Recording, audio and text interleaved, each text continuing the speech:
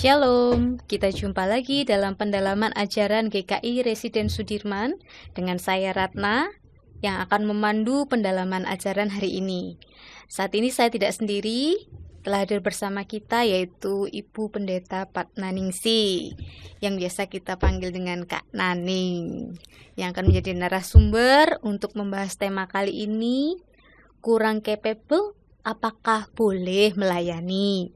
Shalom Kak Nani. Shalom Penatua Ratna. Shalom Bapak Ibu, saudara-saudara. Apa kabar? Semuanya sehat? Puji Kak Ratna sehat nih? Puji Tuhan, sehat Kak Nani. Ya, sebelum kita melanjutkan perbincangan kita, mari kita mengawalinya dengan berdoa. Mari kita berdoa. Bapa kami yang bertata dalam kerajaan surga, kami mengucap syukur di kesempatan ini kami boleh Engkau pertemukan untuk membahas satu topik pendalaman ajaran yang seringkali kami perdebatkan di antara umat dan juga rekan-rekan aktivis yang lainnya. Untuk itu Tuhan, kami mohon kiranya Engkau sendiri yang memimpin kami, memberikan kami hikmat-Mu, bukan dengan kekuatan kami untuk kami mengerti, tetapi dengan pertolongan Roh Kudus-Mu. Kiranya Engkau juga menolong Kak Naning untuk menyampaikan kebenaran firman, kebenaran pengajaran, supaya kami boleh bertumbuh menjadi pribadi yang takut akan Engkau. Dan iman kami boleh semakin Engkau kuatkan. Kami menyerahkan pendalaman ajaran dari awal, pertengahan hingga akhir hanya ke dalam pimpinan tangan-Mu saja ya Roh Kudus. Di dalam nama Tuhan kami Yesus Kristus, kami menaikkan doa syukur dan permohonan kami. Amin. Ya, mungkin ada yang pernah mendengar statement ini ya. Kalau kamu nggak capable, jangan melayani dululah. Nah, itu sering kali diucapkan dan terus terngiang-ngiang, tetapi sering terasa dalam banyak pelayanan ya kita dengarnya. Lalu ada standar yang tidak tertulis. Yang pandai bicara boleh maju. Yang berpengalaman pasti dipakai. Yang belum siap harus menunggu dahulu. Padahal di dalam Alkitab kita menemukan kisah yang berbeda, bahkan justru sebaliknya. Contohnya seperti Musa yang merasa tidak mampu. Daud bahkan mungkin dia tidak diperhitungkan. Namun Tuhan tetap memilih mereka. Hari ini kita akan masuk pertanyaan yang penting. Kalau seseorang merasa kurang capable, apakah ia tetap boleh melayani? Ya, kita akan mulai dari Musa di dalam Keluaran pasal 4 ayat 10 hingga 12. Demikian bunyinya. Lalu Musa berkata kepada Tuhan, "Maaf Tuhan, dari dahulu maupun sejak Engkau berfirman kepada hamba-Mu ini, aku bukan orang yang pandai bicara. Sebab aku berat lidah, tidak lancar berbicara." Tetapi Tuhan berfirman kepadanya, "Siapakah yang membuat lidah manusia? Siapakah yang membuat orang bisu atau tuli? Membuat orang melihat atau buta? Bukankah aku, yakni Tuhan? Oleh sebab itu, pergilah, aku akan menolong lidahmu berbicara dan mengajarkan apa yang harus kau katakan." Respon Musa saat dipanggil Tuhan cukup mengejutkan. Ia menolak. Kira-kira mengapa menurut Bunda? Ya, ini menarik karena Musa itu menunjukkan sesuatu yang sangat manusiawi ya. Dia merasa tidak cukup mampu karena dia mau dipercaya Tuhan memimpin bangsa Israel yang besar. Maka ia berkata, "Aku bukan orang yang pandai bicara, sebab aku berat lidah, tidak lancar berbicara." Artinya Musa merasa bahwa dia tidak memiliki kompetensi yang dibutuhkan untuk tugas besar itu. Karena dia kan belum pernah memimpin kelompok ya, apalagi bangsa yang besar itu gitu ya. Untuk memimpin bangsa yang besar kan butuh kemampuan bicara begitu ya. Namun yang menarik adalah Tuhan tidak menyangkal kelemahan Musa. Tuhan tidak berkata, enggak kok kamu sebenarnya hebat. Enggak, Tuhan tidak ngomong itu. Tapi Tuhan menjawab dengan pertanyaan, siapakah yang membuat lidah manusia? Ini sebuah pertanyaan reflektif.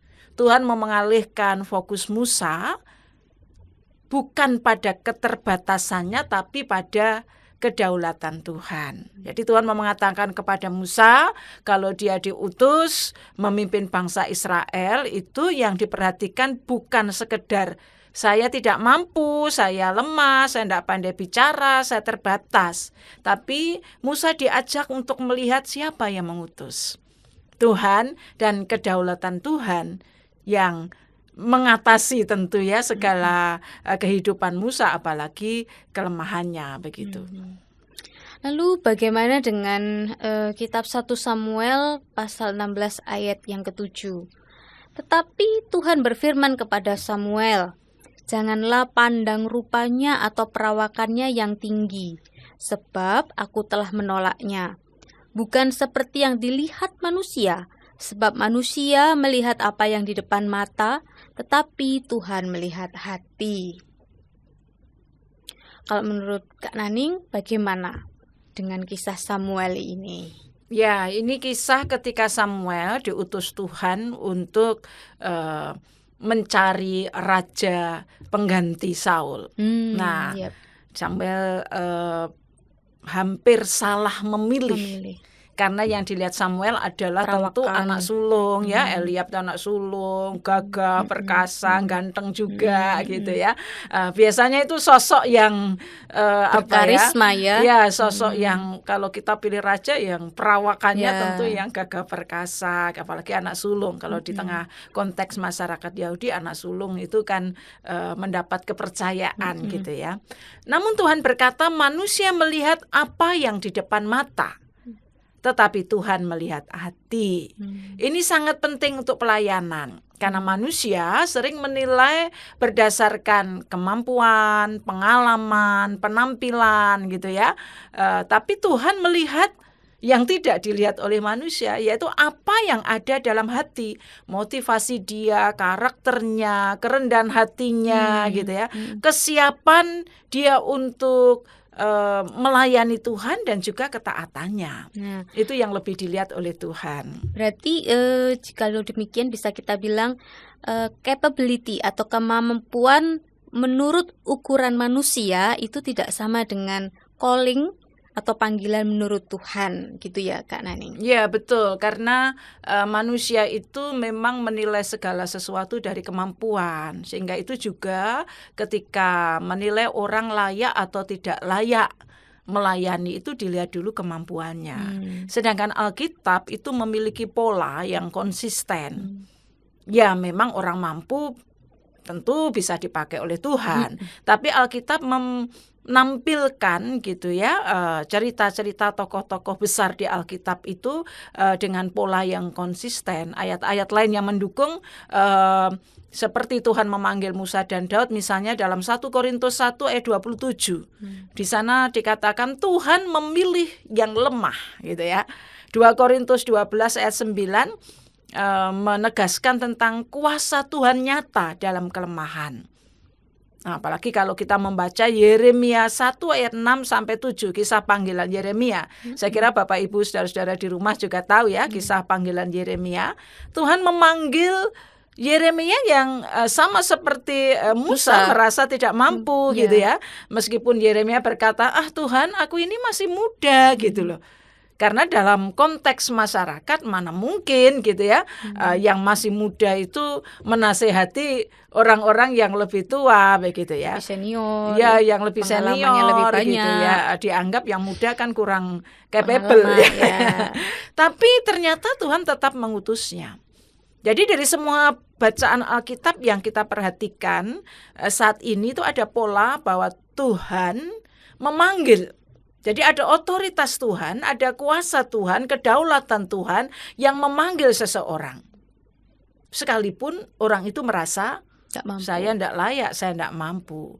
Nah, Tuhan memanggil ini bukan sekedar memanggil, lalu Tuhan membentuk. Dan dia dipersiapkan, dibentuk, dibekali hingga kemudian menjadi orang yang hebat. Musa menjadi pemimpin yang sangat hebat, bahkan diperlengkapi dengan Harun, begitu ya.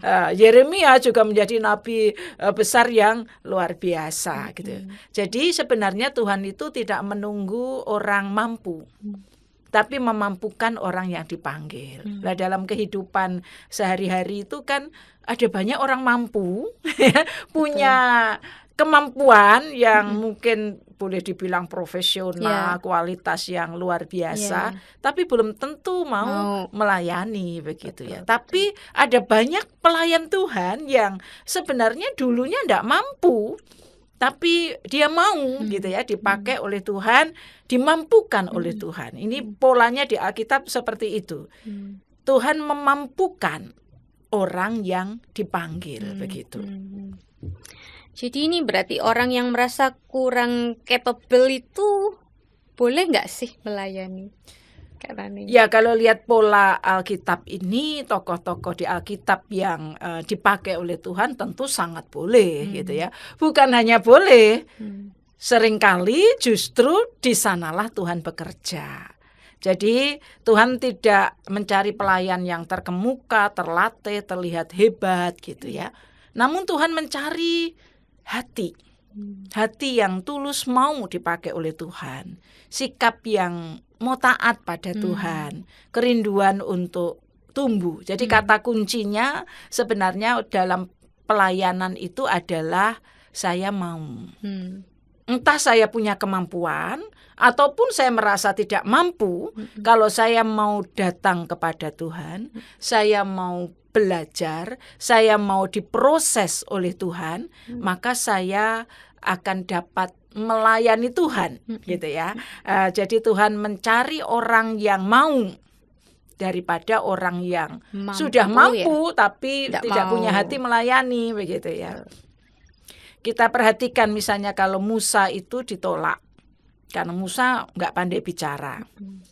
Kita perhatikan kalau Daud diabaikan karena Daud adik ya, dan dia lebih maksudnya lebih anak kecil ya, dia kerjaannya lebih banyak di padang menggembalakan domba, tentu nggak masuk fit and proper testnya untuk menjadi raja gitu. Atau kalau dalam perjanjian baru murid Yesus misalnya Petrus, ya Petrus yang pernah merasa hebat tapi kemudian ternyata tidak berani menghadapi tantangan, dia menyangkal gitu ya. Kalau dianggap gagal dan tidak diberi kesempatan lagi, tentu kita akan kehilangan banyak orang yang sebenarnya bisa dipakai oleh Tuhan. Banyak alat Tuhan yang hilang. Tapi menariknya adalah Alkitab itu justru mengisahkan ada banyak orang yang dipakai oleh Tuhan berangkat dari kegagalan, ketidakmampuan. Itu menarik gitu ya. Nah, sekarang saya mau masuk ke bagian yang mungkin agak sedikit sensitif, tapi ini realita bagi banyak gereja. Kalau kita serahkan pelayanan ke orang yang sudah punya kemampuan, alias mereka yang capable, itu realitanya hasilnya pasti bagus. Pasti. Tapi kalau kita serahkan ke orang yang masih belajar, ya hasilnya bisa kurang maksimal, gitu ya. Pertanyaannya, kita mau hasil yang langsung bagus atau kita mau membentuk orang tersebut meski hasilnya belum sempurna? Menurut Kak Naning bagaimana? Ya, ini pilihan. Itu seringkali menjadi dilema. Memang ada yang lebih mau memakai yang profesional gitu ya, karena pasti nanti hasilnya akan wow. Kalau itu sebuah penampilan panggung gitu ya, apa istilahnya, entertainment begitu ya kan, maka kan dicari yang paling bagus ya. Untuk ada di panggung begitu. Tapi gereja itu kan bukan panggung. Walaupun ada orang-orang di panggung gitu ya, tapi gereja itu bukan panggung gitu ya. Ini dilema. Jujur memang banyak gereja yang lebih memilih yang sudah tampak kualitasnya, hasil yang cepat, rapi, minim kesalahan. Ya, itu masuk akal sih, karena memang kita ingin segala sesuatu itu tampak bagus begitu ya. Jadi kalau ibadah misalnya ya pemusiknya, PNJ-nya, pengkhotbahnya yang semua kualitasnya top begitu ya. Ya memang kita ingin itu ya, bagus itu ya. Tapi secara praktis ada dampak jangka panjang. Maka orang-orang yang mungkin kemampuannya terbatas, dia tidak akan pernah bertumbuh karena tidak diberi kesempatan gitu ya. Pelayanan menjadi eksklusif hanya bisa dilakukan oleh orang-orang yang pintar, orang-orang yang profesional begitu ya. Apalagi kalau kemudian pakai bayaran begitu ya. Ya itu pilihan begitu ya. Hanya orang yang sama ya, eksklusif, hanya orang itu terus yang dipakai. Jadi terbatas pelayannya, dan itu membuat kehidupan pelayanan gereja tidak berkembang. Tidak berkembang dalam arti lebih banyak umat yang terlibat. Nah, pelayanan jadi panggung, bukan proses pembentukan. Jadi tanpa disadari memang pelayanan itu berubah dari proses pembentukan menjadi sekedar produksi hasil. Kalau kita hanya mementingkan memberi tempat bagi orang-orang yang mampu dalam apapun ya, itu yang sifatnya pelayanan ibadah atau kepemimpinan atau apapun begitu ya. Sedangkan dalam proses pembangunan jemaat itu sebenarnya umat itu menjadi subjek. Jadi gereja ini hidup kalau semua umat itu terlibat gitu ya, yang mampu dan yang tidak mampu gitu ya. Jadi itu yang menjadi catatan kita begitu. Jadi sekali lagi nih, nggak bolehkah kita memilih menunjukkan kualitas gereja kita, atau harus selalu mengedepankan proses dan mengorbankan kualitas? Ini bukan pilihan saya kira ya. Jadi pertanyaannya bukan atau. Pilih yang sudah mampu atau yang kurang mampu. Jadi pilihannya bukan atau sebenarnya. Ini bagi kita gereja ya, sebenarnya ini panggilan untuk menyeimbangkan. Jadi kalau hanya mengejar kualitas, sekali lagi mungkin kelihatan wah, bagus, rapi, tetapi banyak umat tidak terlibat, ya, jemaat tidak bertumbuh gitu. Kalau hanya memberi ruang pembentukan gitu ya, yang tanpa arah, prosesnya ada, tapi kualitas bisa terganggu. Jadi memang dua-duanya harus kita garap gitu. Jadi melibatkan mereka yang mampu, tetapi juga memberi kesempatan bagi mereka yang kurang mampu, bahkan yang belum terlihat sama sekali kemampuannya begitu ya. Kuncinya itu sebenarnya adalah membangun kualitas melalui proses, bukan hanya menampilkan kualitas dari materi yang sudah jadi gitu ya. Jadi kita harus punya target, pelayanan kita dalam bentuk apapun harus berkualitas. Tetapi untuk kita menjadi gereja yang berkualitas, bukan hanya pakai gitu ya, bukan hanya menggunakan sumber daya yang sudah jadi, yang sudah bagus ya, Pak, itu pasti berkualitas. Tapi justru kita membangun kualitas melalui proses. Jadi bila kita ingin melihat kualitas, berikan tempat untuk yang belum mampu, ya, untuk yang belum pernah berproses gitu ya. Ya, jadi sebenarnya kata proses itu sendiri bisa kita maknai ya dengan akronim ya. Misalnya P itu percaya, beri kepercayaan pada siapapun untuk melayani. R, ruang, jadi beri kesempatan. Jadi orang biasanya kan tidak percaya pada yang belum mampu ya. Kalau kita pengalaman, kalau misalnya cari orang untuk panitia saja begitu ya, kan cari yang sudah kelihatan gitu ya. Kalau belum kelihatan tuh masa dia bisa sih. Nah, kita perlu memberi kepercayaan kepada orang itu dan perlu memberi ruang, beri kesempatan bagi dia untuk belajar gitu. Lalu itu observasi. Nah, kalau orang ini baru ditemukan ya, diberi kesempatan, diberi kepercayaan, amati. Dia bagaimana pertumbuhannya? Support dia, S-nya support, dampingi supaya dia makin bertumbuh gitu ya. Dampingi itu berarti juga ngajari gitu ya, juga memberi contoh gitu ya, memberikan nasihat dan evaluasi, bimbing dia. Tentu dengan sabar. Tidak instan gitu ya. Jadi kalau saya ingat ya saat saya pertama kali melayani di Resut, saya baru lulus fresh graduate, ya tentu ada banyak hal yang saya belum bisa begitu. Tapi saya diberi tempat gitu ya, saya dipercaya, diberi ruang, di mentoring gitu ya, dibimbing dengan sabar sehingga kemudian saya bertumbuh begitu. Saya juga dalam pelayanan, misalnya ketika kita membuat ini ya liturgi ada dramanya gitu ya. Ya mencari orang-orang yang bukan hanya orang yang sudah biasa main drama gitu ya, sudah piawai main drama, tapi juga orang-orang baru. Ditanya mau enggak? Tapi saya enggak bisa Kak.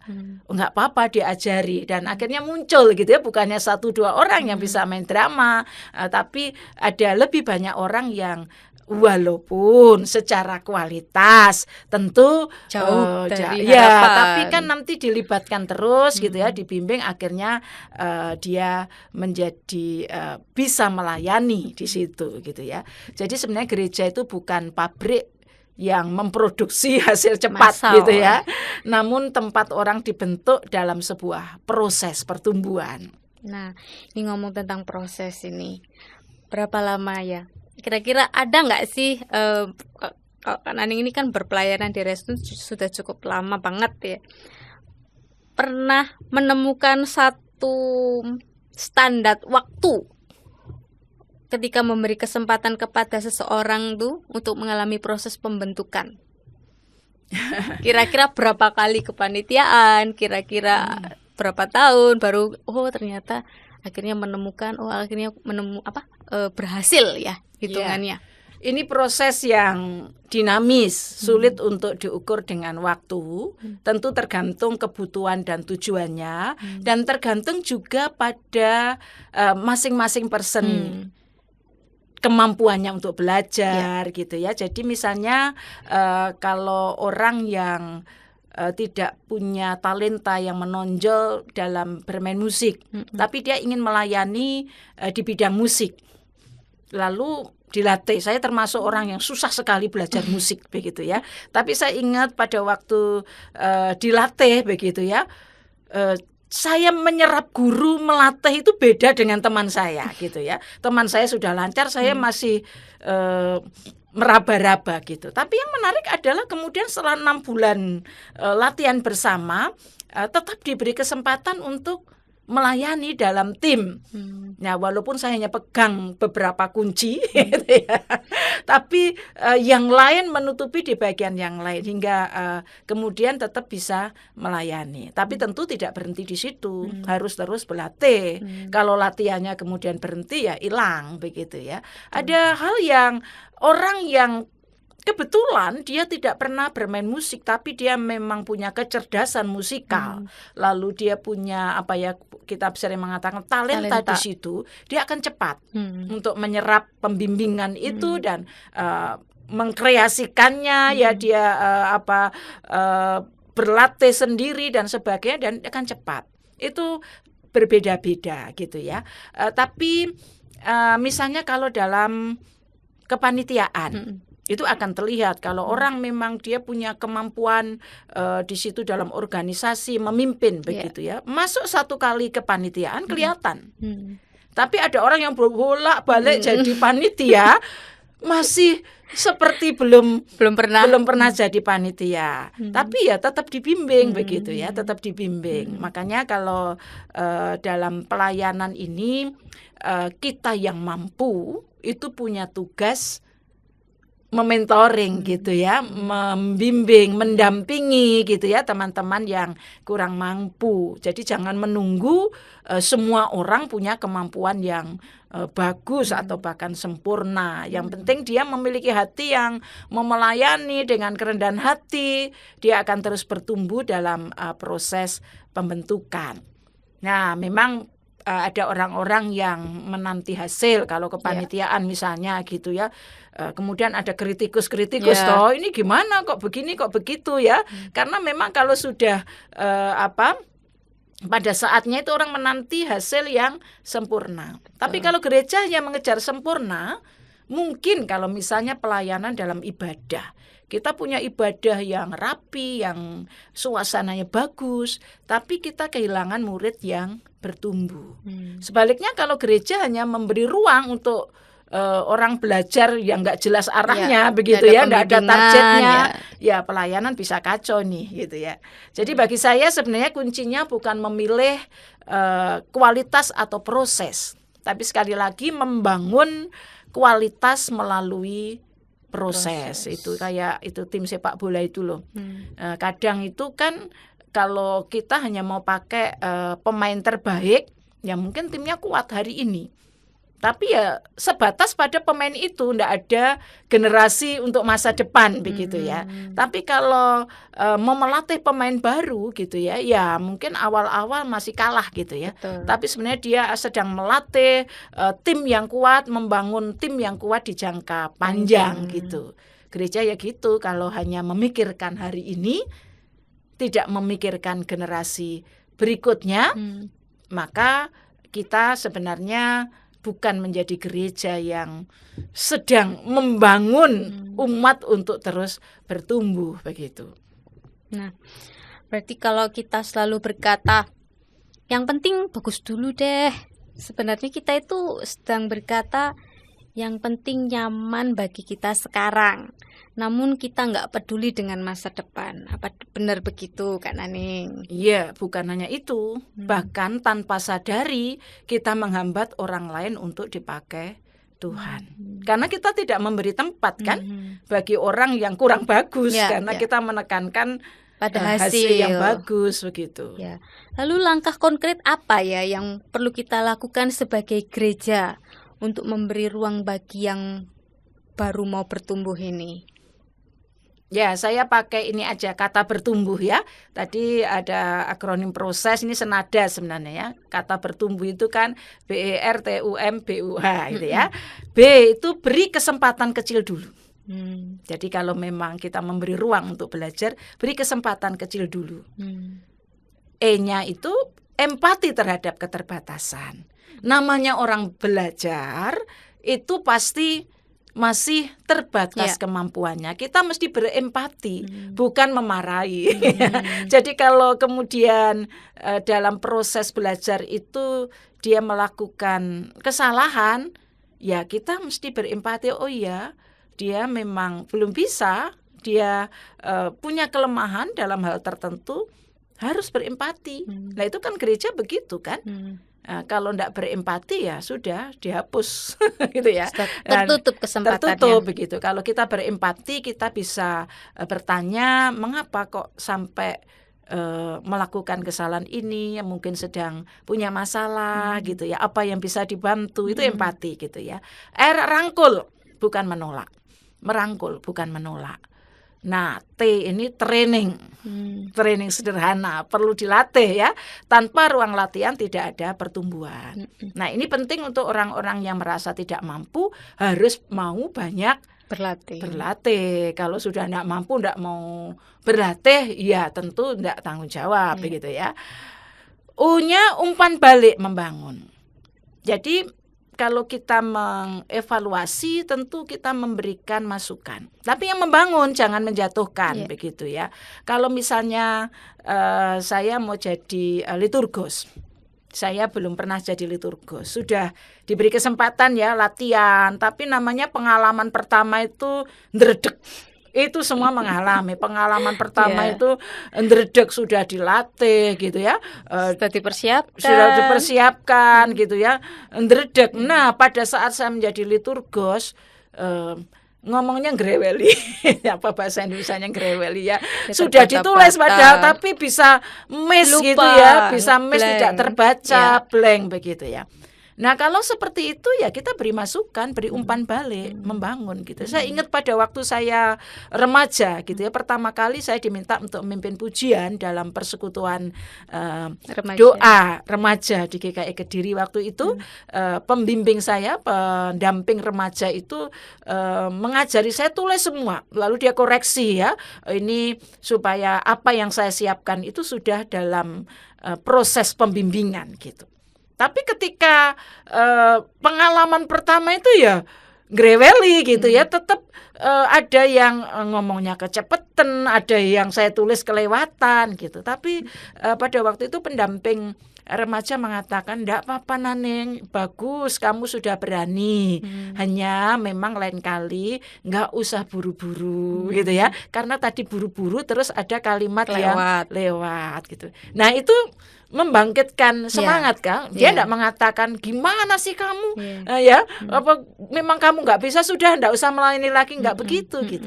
Dia memberi umpan balik, membangun, sehingga saya tahu bahwa oh, saya salah gitu ya. Saya lain kali enggak buat kesalahan itu, tapi saya masih bisa kok memperbaiki gitu ya. Itu saya ingat persis ya, karena saya pernah dibimbing seperti itu. Nah, ini M-nya mentor yang mendampingi. Nah, ini penting ya, tadi pendamping remaja.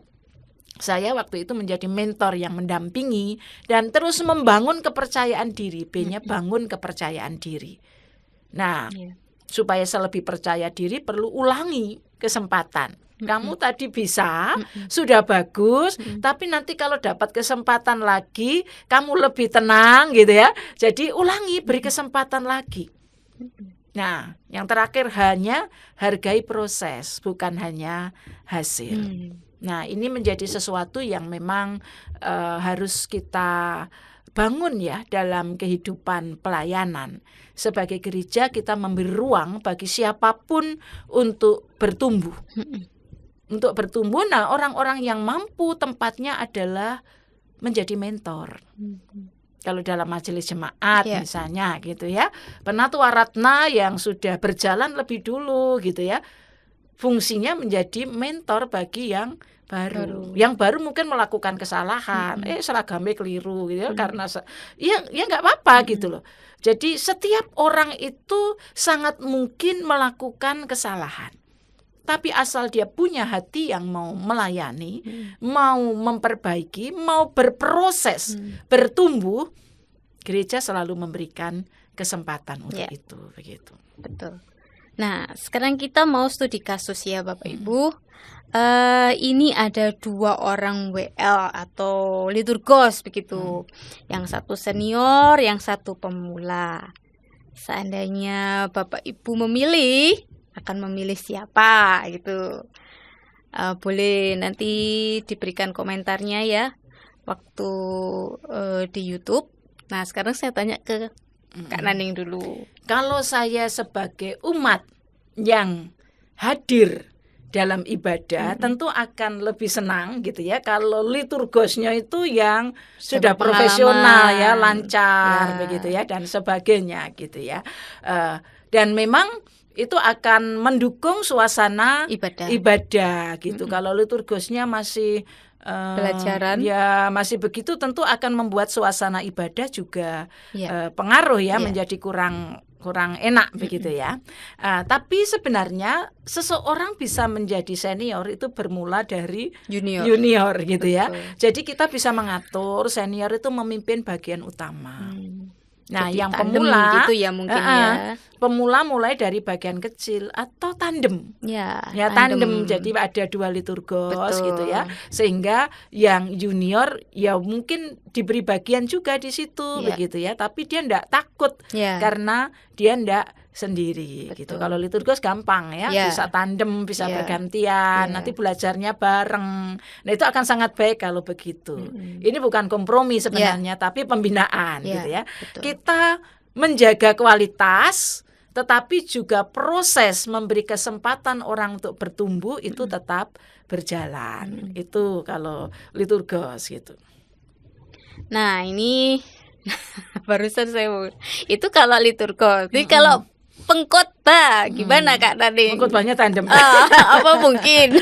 Ya, apalagi kalau pengkhotbah ya, biasanya umat itu yang stasiun berharap gitu dapat ya. pengkhotbah yang bagus begitu ya, seperti itu ya. Ya karena kalau hari Minggu mau dengar khotbah begitu ya. Betul. Sedangkan kita sebagai gereja harus memberi kesempatan bagi orang-orang yang belajar berkhotbah, mahasiswa stase yang sedang belajar ilmu berkhotbah gitu ya. Maka kita bisa mengatur gitu ya. Karena gereja itu juga menjadi semacam laboratorium. Nah, kayak dokter gitu ya. Sebelum menjadi dokter senior, kan dia diberi kesempatan di rumah sakit pegang pasien juga kan.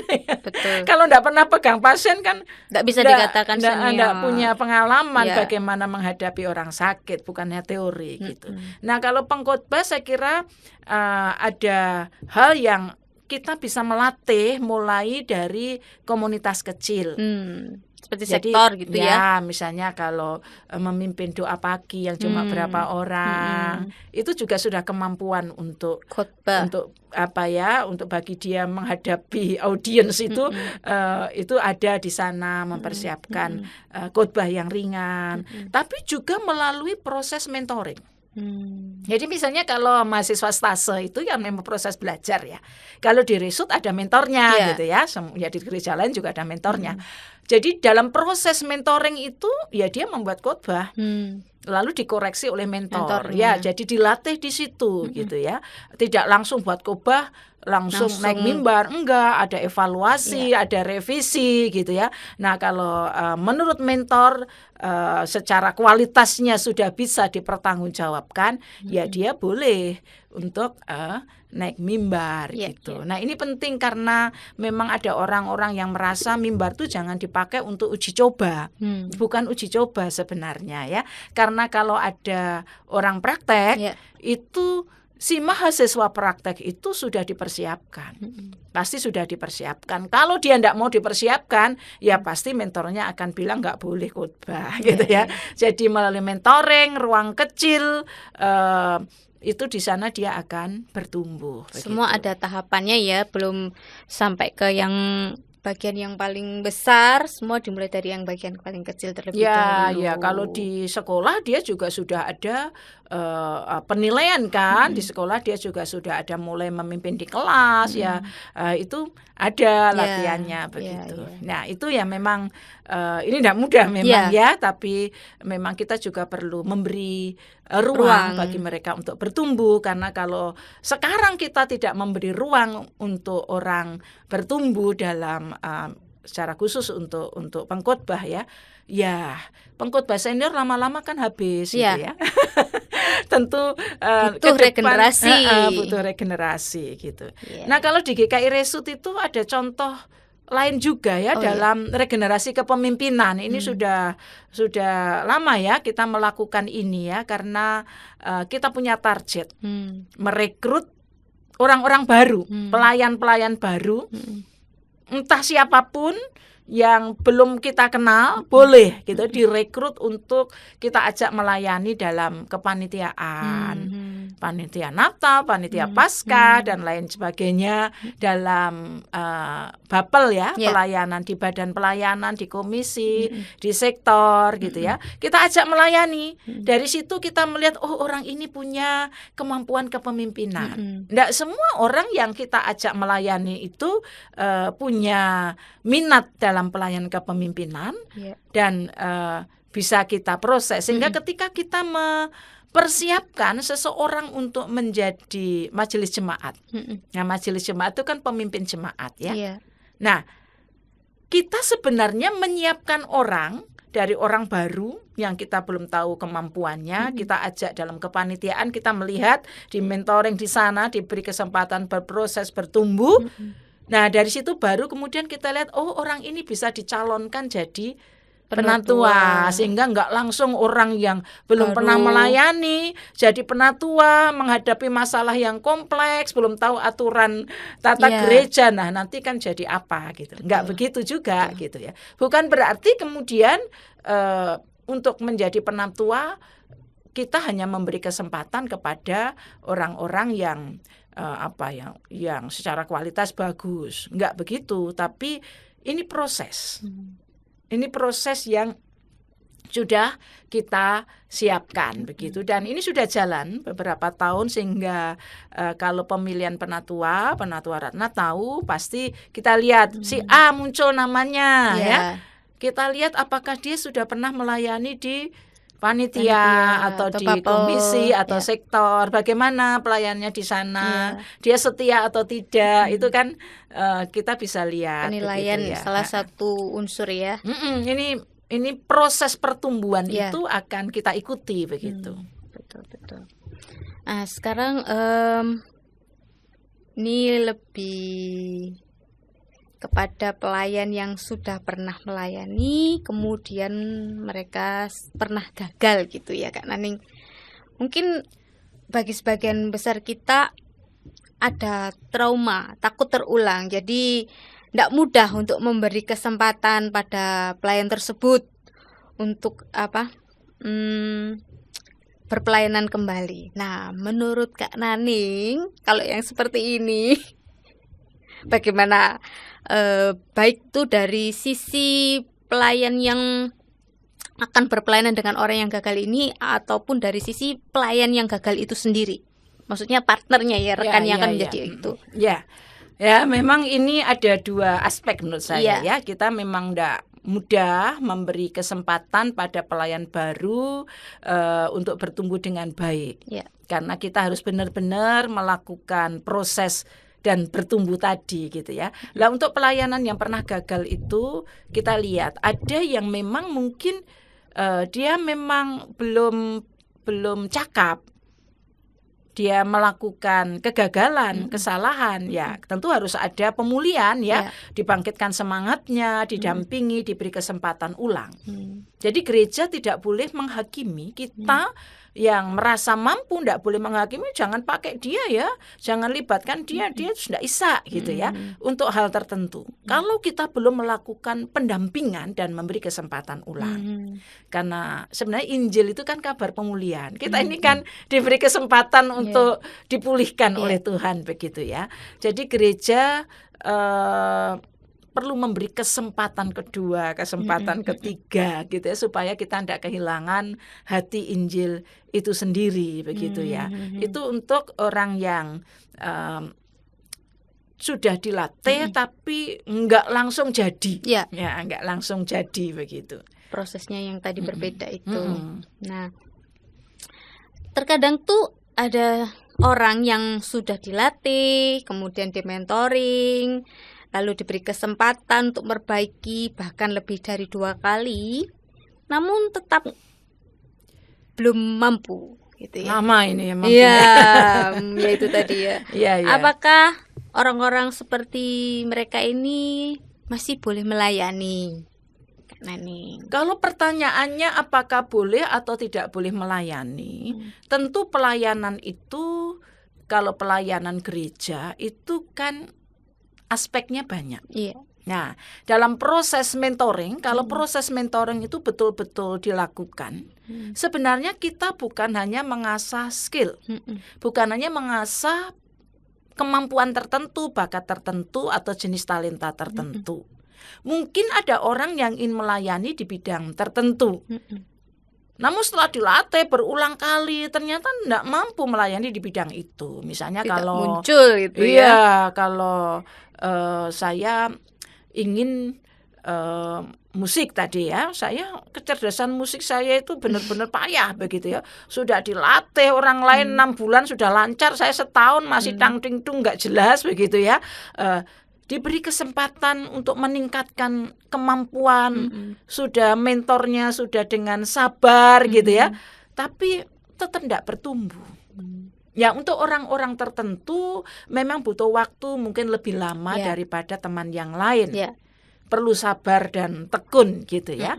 Ini penting ya untuk yang teman-teman menjadi mentor, pendamping atau pembimbing, jangan gampang menyerah gitu ya. Perlu sabar dan tekun. Tapi kemudian kita juga berikan kesempatan pada dia, seperti tadi saya berikan contoh, ya supaya dia kepercayaan dirinya dan semangatnya itu naik.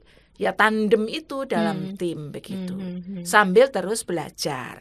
Tapi kalau enggak bisa juga gitu ya kita juga bisa arahkan dia untuk ambil pelayanan di bidang lain. Nah, kalau proses mentoring ini berjalan, tidak hanya fokus pada mengasah skill tertentu.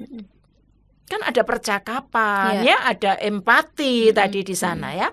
Maka kita bisa menolong dia untuk mengetahui sebenarnya Tuhan itu memberikan saya karunia untuk melayani di bidang apa. Kalau perlu kita buatkan tes karunia gitu ya. tes karunia atau tes minat bakat supaya dia tahu, oh saya maksa mau melayani di bidang musik, tapi saya sudah 3 tahun dilatih tetap enggak bisa begitu ya. Mungkin karena memang kecerdasan musik saya ini payah gitu ya. Tapi saya bisa punya karunia yang lain karena setiap orang itu Tuhan berikan karunia untuk melayani.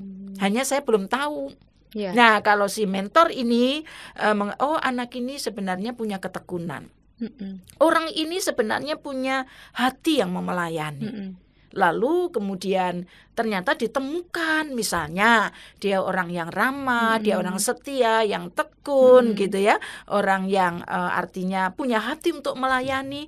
Ya, karakternya bagus, kita berikan kesempatan untuk dia melayani sesuai minat bakat yang ditemukan itu dengan sukacita dan kerendahan hati. Nah, jadi proses bertumbuh itu bukan hanya mengasah sekali lagi kemampuan tertentu, tetapi mengasah atau membentuk diri yang bersangkutan secara lebih utuh, termasuk mensyukuri talenta yang Tuhan karuniakan dan tentu pemahaman pelayanan secara utuh ya, sehingga dia mau melayani di bidang apapun. Ini penting karena kadang-kadang ada orang yang ngeyel juga ya, ada orang yang ngeyel. Nah, kalau misalnya kepemimpinan ya memang tidak semua orang itu punya kemampuan untuk di bidang kepemimpinan gitu ya. Tapi kalau setelah di mentoring nggak bisa kita paksa terus dia jadi ketua. Mungkin dia lebih kemampuan untuk melakukan penginjilan, untuk melayani orang-orang yang lemah, dia sabar di situ. Mungkin di situ tempatnya, tapi bukan menjadi ketua. Nah, ini pentingnya majelis jemaat ya, dan kita semua sebagai gereja sebenarnya melihat kemampuan diri kita. Dan kalau kita bisa melayani sesuai dengan bakat atau minat atau karunia yang Tuhan berikan, itu hasilnya akan lebih maksimal. Dan kita juga membantu orang-orang baru ya, teman-teman baru yang kita ajak melayani itu juga untuk mengetahui sebenarnya lebih cocok melayani di mana begitu. Jangan memaksakan diri gitu. Ini bukan berarti gereja menutup kesempatan bagi orang yang dinilai tidak mampu. Ini sudah melewati proses itu ya. Tapi gereja juga perlu memberi arahan gitu ya. Kita memberi pendampingan itu antara lain mengarahkan bahwa pelayanan gereja itu banyak aspeknya. Jadi kita mesti terbuka, termasuk kalau saya ya, saya menghayatinya ya saya bertanya pada Tuhan. Tuhan, Engkau pakai saya untuk melayani di bidang apa gitu. Ini penting ya. Kadang-kadang kalau minta minta pertolongan atau mengajak orang untuk masuk panitia, kadang, ayo jadi ketua. Ada orang yang, Bu, saya kemampuan saya bukan jadi ketua, saya enggak bisa kalau jadi ketua. Dia sudah mengenali gitu ya. Saya mau tapi saya di bidang dekorasi saja karena saya punya talenta. Oh, enggak apa-apa gitu kan. Enggak harus jadi ketua kan gitu ya. Tapi mungkin saya salah melihat gitu ya. Tapi dia sudah mengetahui enggak apa-apa tapi ada orang juga yang minder ya. Janganlah ketua, tanggung jawabnya berat. Bukan berarti enggak mampu loh ya. Seperti itu. Mungkin belum pernah coba aja gitu. Betul. Nah, kalau kita berefleksi, kadang masalahnya bukan pada kemampuan, tetapi lebih kepada rasa takut sih. Takut gagal, takut dinilai atau dikritik gitu ya. terus takut tidak cukup. Nggak cukup kemampuannya. betul. Itu Menurut banyak-banyak Kak Nani kalau gimana? diminta jadi ketua, Ya. sekretaris gitu ya. Itu Kalau itu nolaknya lebih di sana. takut dikritik sih Kak, Iya, kalau yang mereka iya. menolak itu. Karena memang tanggung jawabnya besar ya. Gimana kalau seperti itu Kak Naning? Ya, untuk teman-teman yang mudah merasa takut gagal, takut dinilai, takut apa ya saya mampu Ya. takut tidak punya kemampuan yang cukup. Justru di sini pentingnya pendampingan, ya. Mentor perlu dengan sabar memberikan kesempatan orang untuk berproses dalam Ya. pertumbuhan, ya. Kita tidak boleh menghakimi, wah dia memang enggak mampu, enggak. Karena saya ingat, sekali lagi saya ingat pada waktu pengalaman saya di remaja itu ya. Saya itu enggak pandai bicara. Jadi ketika pendamping remaja minta saya untuk memimpin pujian, waktu itu baru masuk ya di komisi remaja, saya bilang, saya enggak bisa, apalagi bicara di depan banyak orang gitu ya. Lalu deh kamu bisa. Dia dengan effortnya begitu menyemangati saya. Terus gimana caranya Kak? Lalu dia dikasih petunjuk, kamu tulis ya, nanti saya periksa gitu ya, disemangati gitu ya. Jadi saya yang minder, merasa tidak punya cukup kemampuan dan takut gagal ya kan, malu ya kalau sampai takut macet, malu. ya, sudah berdiri di depan terus macet. Nggak bisa ngomong kan malu gitu. Tapi saya ingat kalimat yang diucapkan mentor saya waktu itu mengatakan gini, jangan takut salah. Semua orang itu pernah salah. Pengalaman pertama itu pasti banyak salahnya. Nanti kalau sudah berulang, jam terbang itu penting. Gitu. Nah, saya juga sering pakai kalimat itu untuk menyemangati adik-adik calon-calon pendeta yang sedang belajar berkhotbah begitu ya. Begitu salah apa gitu, enggak apa-apa. Nanti jam terbangmu makin banyak. Itu akan makin terbiasa. Asal kamu punya hati benar-benar serius untuk melayani gitu ya. Namun di sisi lain memang kita juga perlu perlu mawas diri juga ya, terutama untuk kita yang merasa punya kemampuan, yang cenderung berharap bahwa semua pelayanan itu dilakukan dengan kualitas yang sempurna gitu ya. Ada kecenderungan untuk cepat menilai. Menghakimi orang lain tidak mampu gitu ya. Padahal Tuhan itu bisa bekerja dengan cara yang berbeda.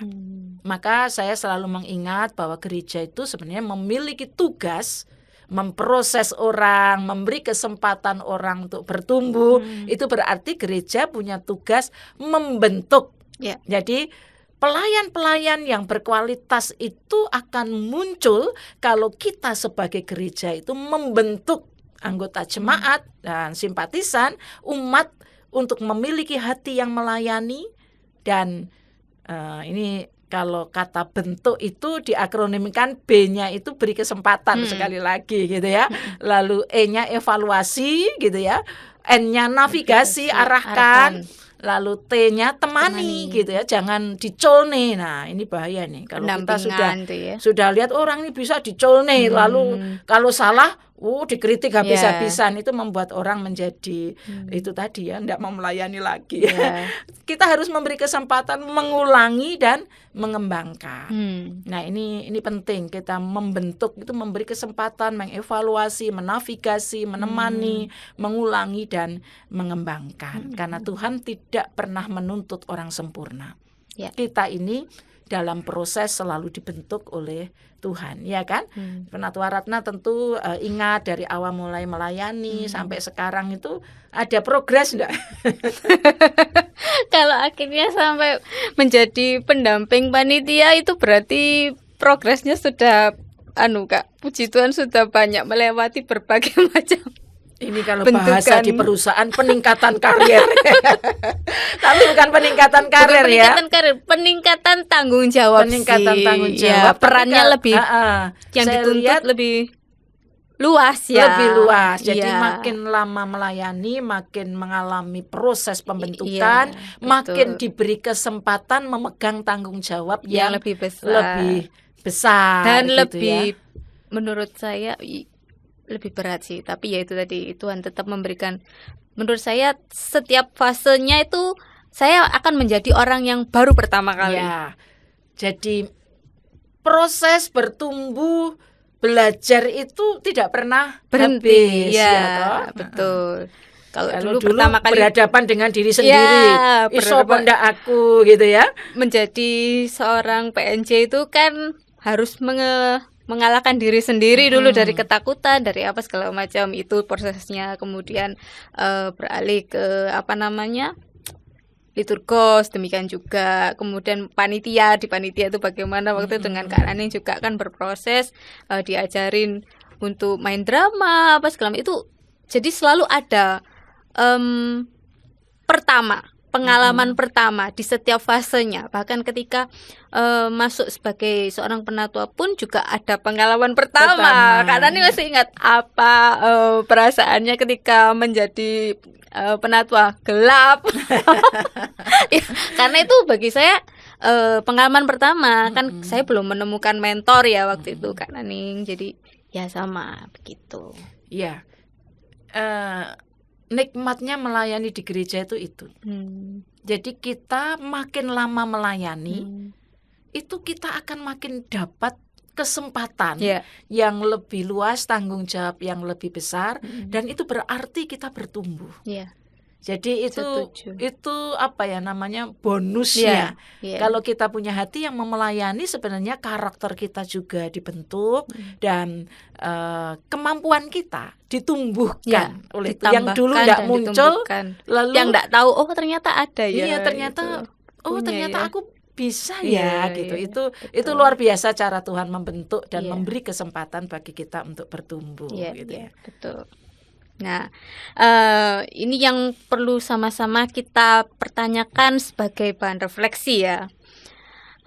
Pertama, apakah saya menolak untuk melayani itu karena rasa takut? Yang kedua, apakah saya pernah meremehkan orang lain, dalam artian orang yang belum pernah berpelayanan gitu? Apakah saya memberi ruang bagi orang lain untuk bertumbuh? Ya, mungkin ini teman-teman yang di rumah teman-teman yang di rumah, Bapak Ibu, saudara-saudara bisa merefleksikan betul. Ya. Ini 3 hal ini mungkin salah satunya kita pernah mengalami betul. Begitu ya. Mungkin ada yang pernah diajak Bu Naning nih ke panitiaan terus ditolak lah, coba kenapa saya orang lain saja mungkin selanjutnya nanti nggak ditolak ya Bapak Ibu ya. Ya, tapi dalam refleksi ini coba kita bayangkan seorang anak yang sedang belajar melayani ya.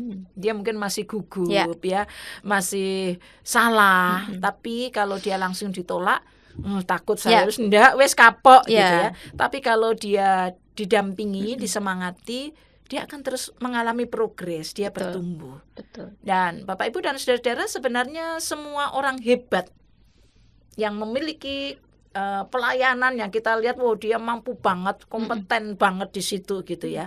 Dulunya adalah orang yang belum capable ya, orang yang juga belajar dari nol gitu ya. Karena untuk menjadi seseorang yang punya kemampuan tentu harus melalui proses belajar begitu. Betul. Nah, kita perlu terus mengingat sebenarnya bahwa kalau dalam pelayanan Tuhan itu tidak menunggu kita siap. Betul. Kita belajar terus, bahkan nanti kalau sudah siap saya baru melayani. Enggak juga begitu. Dalam proses sembari kita melayani itu, ia memproses kita terus saat kita mau melangkah gitu ya. Learning by doing ya Kak. Jadi berproses kita juga diperlengkapi, semakin ditambahkan gitu. Jadi yang harus kita ingat, pelayanan itu sebenarnya bukan panggung bagi yang sempurna, tapi ruang bagi yang mau bertumbuh gitu ya. Nah, ini yang membedakan ya Bapak Ibu antara kita, ini yang saya pelajari sih, pelayanan di gereja dengan di dunia kerja Kak Naning gitu ya. Kalau di dunia kerja mungkin kita akan selalu dipandang sebelah mata kalau kita nggak punya kemampuan, dan memang sudah ada kriterianya. Kalau mau melamar sebagai A ya kriterianya ini gitu. Kalau dinilai kita udah ngomong A tetapi kita nggak ada kemampuan itu, ya pasti kita akan nggak dilanjut begitu. Tapi berbeda kalau kita ngomong pelayanan di gereja itu ya. Nah, jadi pertanyaannya mungkin bukan lagi siapa yang paling capable, namun siapa yang mau dibentuk oleh Tuhan. Dan apakah kita mau memberi ruang bagi Tuhan untuk membentuk orang lain gitu ya. Jadi kata kuncinya adalah peran Tuhan. Jadi betul. kalau kita mau melayani, yang diperlukan itu hanya kita sedia. Mau. Saya mau dengan kerendahan hati Tuhan yang berperan, ya toh? Tuhan membentuk, memperlengkapi. Betul. Nah, tapi saya mau kasih tantangan nih. Apa ini tantangannya? Berani Bapak terima Ibu? tantangan enggak nih Bapak Ibu saudara-saudara ya? Jika selama ini Anda menunggu mampu, sekarang mulailah melangkah. Jangan terus merasa tidak mampu gitu ya. Jika selama ini Anda cepat menilai orang itu tidak mampu, lalu menutup kesempatan bagi orang itu, dan Anda merasa lebih mampu, sekarang mulailah mendampingi. Jangan hanya menghakimi, tapi mau mendampingi, menjadi mentor gitu ya. Jika selama ini Anda takut gagal, jangan sembunyi gitu ya. Ingatlah bahwa Tuhan bekerja dalam proses. Anda tidak sendiri. Ada Tuhan yang memperlengkapi begitu ya. Ya, semoga tantangan ini semakin menyemangati kita untuk berani melayani dan membangun gereja kita menjadi ruang pembentukan dan pertumbuhan. Nah, Kak Naning, sebelum kita mengakhiri perbincangan kita, apakah ada closing statement sebelum kita tutup dalam doa? Oke, saya akan menutup dengan syair saja ya.